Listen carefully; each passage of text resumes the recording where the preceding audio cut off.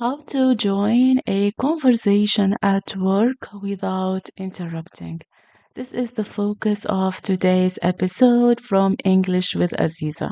Hello, everyone. Let me ask you a question. Have you ever been at work listening to a conversation, wanting to contribute, but not knowing how? Maybe your colleagues are discussing a project. Maybe your team is sharing ideas. Maybe you are in a meeting. And while everyone is talking, you are sitting there thinking, like, I have something to add. I know the answer. I have an idea. But before you can say anything, someone else starts talking.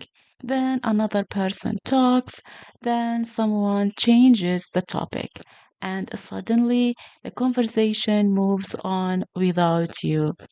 Well, if you have ever experienced that, I'm here to tell you you are not alone.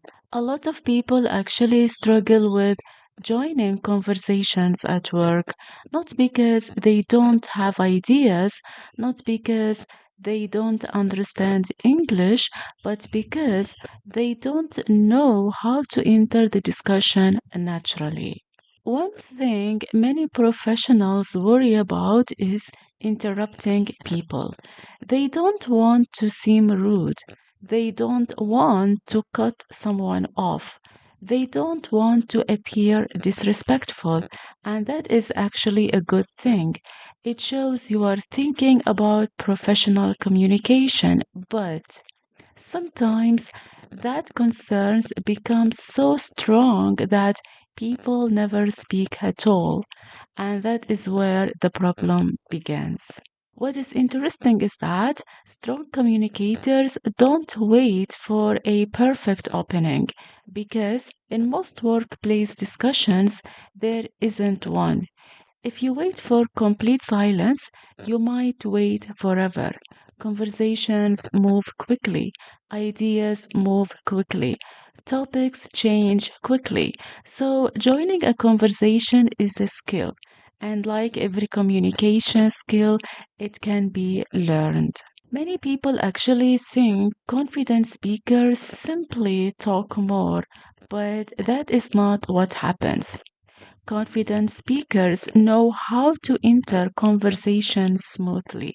They listen carefully, they follow the discussion, and when they have something useful to add, they join naturally. One reason people struggle is because they are too focused on themselves. They are thinking, like, for example, what should I speak? What should I say? Will I sound awkward? Will I interrupt someone? Meanwhile, confident communicators are focused on the conversation. They are listening for opportunities to contribute. They are paying attention to the discussion instead of worrying about themselves. And because of that, joining becomes easier.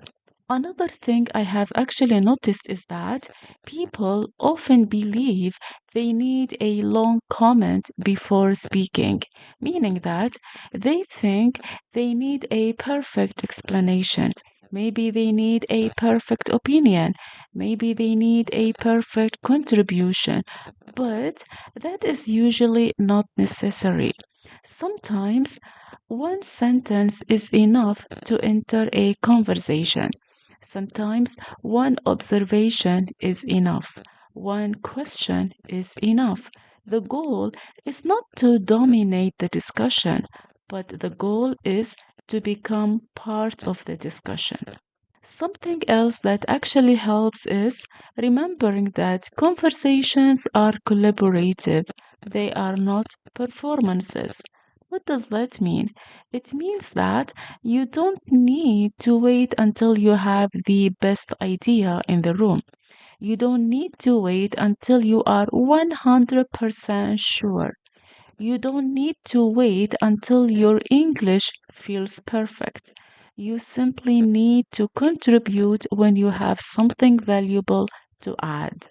And here is something many people don't realize, which is The longer you stay silent, the harder speaking becomes because every minute you don't contribute, the pressure increases.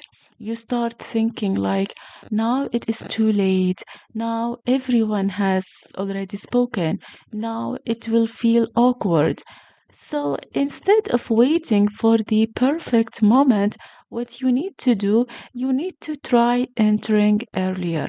Not because your comment has to be important, but because participation builds confidence. So once you have spoken once, speaking again becomes much easier.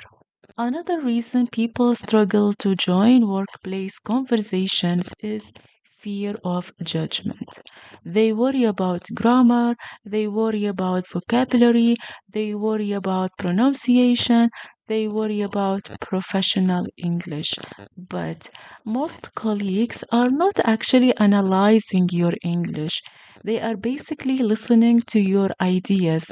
They are focused on solving problems.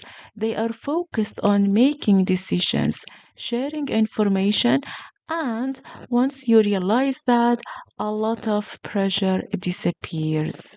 The truth is that people who communicate well at work are not necessarily the smartest people.